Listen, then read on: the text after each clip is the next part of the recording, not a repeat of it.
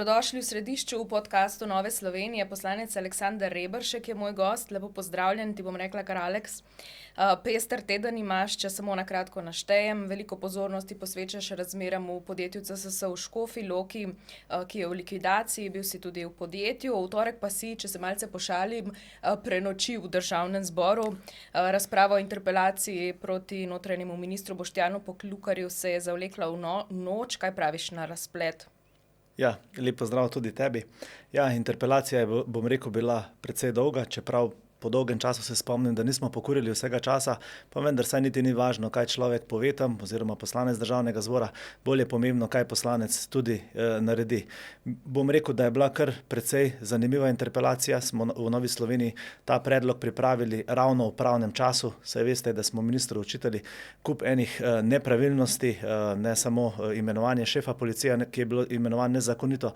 Očitali smo nabavo helikopterjev, pa stražarske hišice, sledenje generalni tožilki in tako naprej. In teh stvari se je vsem tem času, tudi v času interpelacije, kar precej nabralo in minister se je mogel, bom rekel, kar s hudimi očitki se je mogel tam na tej interpelaciji tudi soočati. Ampak zelo je padlo v oči pravzaprav tesen izid, ne? Pravzaprav je ministra podprlo samo njegovo gibanje Svoboda, SD in Levica sta se pa vzdržali in to bi na nek način lahko razumeli, kot da jim je bolj kot neka načelnost, da so jim pomembni privilegiji in stolčki, ki jih prinese oblast. Ja, dobesedno, ta interpelacija bo šla v zgodovino tudi po tem, da je minister od 90 poslancev dobil zgolj in samo 35 glasov in poslanske skupine Svoboda.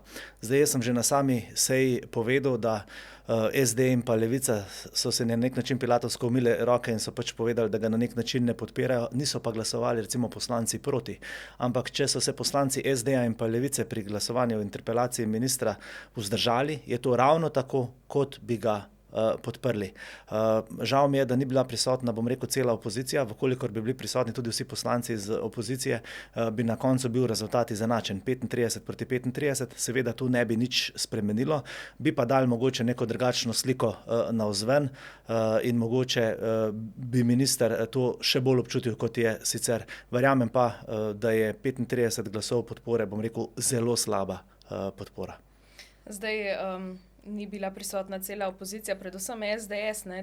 Tudi to si lahko na svoj način razlagamo, mogoče so v ozadju kakšni pakti z gibanjem Svoboda.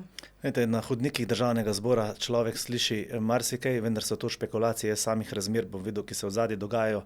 Ne poznam dovolj dobro, da bi lahko to tudi sodil oziroma o tem tudi govoril. Potem tukaj naredila piko, ampak se pa vrneva k SD-ju in Levici, ki zelo opozarjata na pomen socialne države. Levica ima celo ministra za delo, ne, ki je tako rekoč dvignil roke nad podjetjem CSS Škofja Loka, ki je v likvidaciji. Govorimo o invalidskem podjetju. V ozadju naj bi se bila bitka za lastništvo zemljišča. Levica torej daje prednost dobičku namesto malemu človeku, medtem ko zatrjuje ravno nasprotno. Ja, spremljamo žalostno zgodbo iz Škofje Loke in pa tega podjetja, ki ste ga omenili, CSS. Sam sem se želel prepričati in tudi skupaj s poslanskimi kolegi iz Nove Slovenije smo skupaj odšli v Škofjo Loko, kjer smo šli na pogovor k vodstvu podjetja in z njegove strani slišali njihovo zgodbo. V javnosti poslušamo žalostne zgodbe zaposlenih, ki tam delajo in potem si vsak človek tudi ustvari svojo sliko. Tisto, kar mene, bom rekel, zelo žalosti in pa zelo boli, je to, kako ti naši odločevalci, in tukaj imam v prvi vrsti gledam recimo Luka Mesca kot pristojnega ministra, gleda na nastalo situacijo. Mene čisto vseeno, kaj on govori, mene bolj zanima, kaj bo on naredil. Jaz sem se včeraj zelo dobro zapomnil na seji Državnega zbora, ker smo to temo tudi obravnavali, besede gospe, ki je zaposlena v tem podjetju in je rekla: mi si v tem podjetju želimo delati. Radi bi ostali in delali v Škofji Loki. Minister je na isti seji izjavil, da bo naredil vse, da bo ta delovna mesta obdržal oziroma da bo našel primerljiva delovna mesta za vse te ljudi. To že lahko špekuliramo, da bo skoraj gotovo usoda tega podjetja zapečatena, da se bo to podjetje slej ko prej nekomu prodalo, Ampak kupec ne bo gledal na te stvari skozi oči invalidov, ampak bo gledal samo na svoj osebni interes. Se pravi, nekdo bo to podjetje kupil, čez nekaj mesecev, morda pol leta, leto, pa bo to podjetje zaprl in vsi ti ljudje bojo ostali brez zaposlitve. Veste, to pa je tisto, kar mene kot poslanca in tudi kot človeka, bom rekel, zelo boli. Kakšna družba postajamo.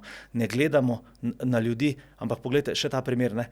Ti ljudje so invalidi in delajo, kako zelo spoštujem in pa cenim take ljudi. Sploh tiste, ki imajo, bom rekel, okvaro v svojem življenju, ki ne morejo recimo tako delati kot nekdo drug.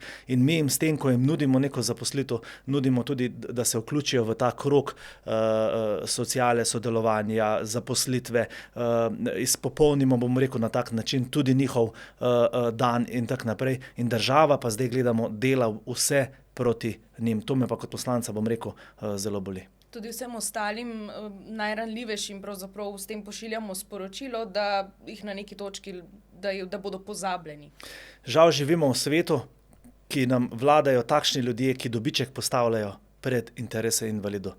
In to je katastrofa, sploh ne najdem besed. V naši državi imamo čez 150 takšnih podjetij. Kaj, če bi se do vseh obnašali tako? Če bi šlo za enega invalida, bi država mogla narediti vse, da to delovno mesto tudi zaščitimo in mu nudimo službo. V naši državi najdemo denar za stražarske hišice, ki stane 1 kvadratni meter več kot 40 000 evrov. Nekdo bo dobil novo službo na SDH-ju, bo imel recimo okvirno 80 000 evrov, bom rekel, letne plače. Da ne omenjam sodne stavbe, 7,7 milijona smo dali za sodno stavbo. Na tem razpisu, zdaj, ker so jih razkrinkali, so ga seveda ta razpis razveljavili, bi privilegirancem razdelili 83 milijonov evrov denarja. Nora država, odločevalci so izgubili kompas, ne moremo pa zaščititi, bom rekel, ljudi, invalidov, ki radi in si želijo delati in želijo dati tudi svoj košček sebe za to družbo. Tega me je pa, bom rekel, zelo sram, da imamo take odločevalce v naši državi. Ker tem ljudem ne gre za denar, ne gre za to, da bi dobili odškodnine, odpravnine, ne, tako kot si rekel, njim daje smisel, da zjutraj vstanejo, da grejo v službo, da se socializirajo, da prispevajo nekaj v skupno dobro. Točno tako, poglejte, v kakšni državi živimo. Na eni strani imamo, bom rekel, to noro levo vlado. Tudi v Novi Sloveniji smo že večkrat vložili zakon, da bi zdravi posamezniki šli delati, pa na levi strani ni bilo posluha. Ti ljudje, invalidi, pa želijo delati, pa jim ta oblast, bom rekel, vlada Roberta Goloba, jemlje to možnost. In to je res ena prvovrstna svinjarija, se opravičujem. Sodeloval si tudi v razpravi na seji Komisije za nadzor javnih financ glede nakupa namenskih helikopterjev. Dajva povedati po domače, kaj so ti helikopterji, ne? Ker vlada na eni strani pravi, da kupuje helikopterje, ki jih rabimo, ne? Na drugi strani, ne, gre pa za to, da potrebujemo točno določene helikopterje, ki bodo namenjeni točno določenemu, hitremu medicinskemu posredovanju, ne? In tukaj je zdaj ta diskrepanca na eni strani enih trditev in drugih. Zdaj, če bi takole na hitro pogledal, pa recimo prebral samo naslov ene novice, bi si hitro ustvaril vtis, pa saj ta vlada kupuje helikopterje. Ja, res jih kupuje, ampak kupuje namenske helikopterje? Ne, kupuje nenamenske. Kakšna pa je razlika? Medtem, ko bi recimo v Sloveniji potrebovali recimo 3 baze, se pravi, da bi v roku 15 minut prišli do nekoga, ki pomoč potrebuje, ta vlada vztraja, da so dovolj samo 2 bazi, se pravi, tudi tukaj gre za zavajanja, hkrati pa gre tudi pri zavajanja pri nabavi teh helikopterjev. Ti helikopterji niso prilagojeni recimo za reševanje v gorah, ker imajo spodaj kolesa, nimajo sani, kako bo pristal recimo na neki snežni podlagi, blatni podlagi. Ti helikopterji nimajo opreme za vožnjo recimo nedonošenčkov, inkubatorjev in tako naprej. Se pravi, kupujemo nekaj, kar že imamo. To je podobno, kot če bi recimo kupovali mi avtomobil, na koncu pa bi kupili kolo. Mi ne potrebujemo kolesarskih helikopterjev, mi potrebujemo tiste prave helikopterje, namenske za točen namen reševanja, recimo za reševanje v gorah. V javnosti smo recimo spremljali medijski šov partnerke predsednika vlade, takrat je bilo tak, bom rekel, zelo veliki šov, na koncu pa pridemo zdaj do dejstva in to opozarja, bom rekel, vsa stroka, da ne bomo kupili tistega, kar potrebujemo. Medtem bi rad opozoril, da vse evropske države imajo ta sistem urejen in mi smo zadnja, edina evropska država, ki tega sistema nima urejenega in kot kaže pod to vlado, ga tudi ne bomo uredili. Poleg tega pa bomo te helikopterje preplačali. Obstajajo na evropski ravni helikopterji, ki so bistveno bolj uporabni, bistveno cenejši za vzdrževanje in konec koncev tudi bistveno cenejši. Ta vlada se je odločila za dražje, nenamenske helikopterje. Zakaj se je tako odločila, pa najbrž verjetno ni težko ugotoviti. Obstaja tudi možnost, da je bil razpis prirejen, ne, točno določenemu ponudniku. Tudi o tem je bila debata na seji Komisije za nadzor javnih financ. Dali so točno določeno časovno obdobje za točno določenega ponudnika, za katerega so točno vedeli, da je on edini, ki lahko v tem času sestavi helikopter. Če bi to obdobje majčkeno podaljšali, bi lahko izbrali še tudi kakšnega drugega, pa vendar se na koncu niso tako odločili. Če potegnem črto, pravi minister, pravi helikopter in na koncu bo denar dobesedno spuhtel v nebo. Aleks, hvala za ta pogovor, kmalu spet upam. Hvala tudi vsem ostalim za pozornost, kmalu se spet srečamo.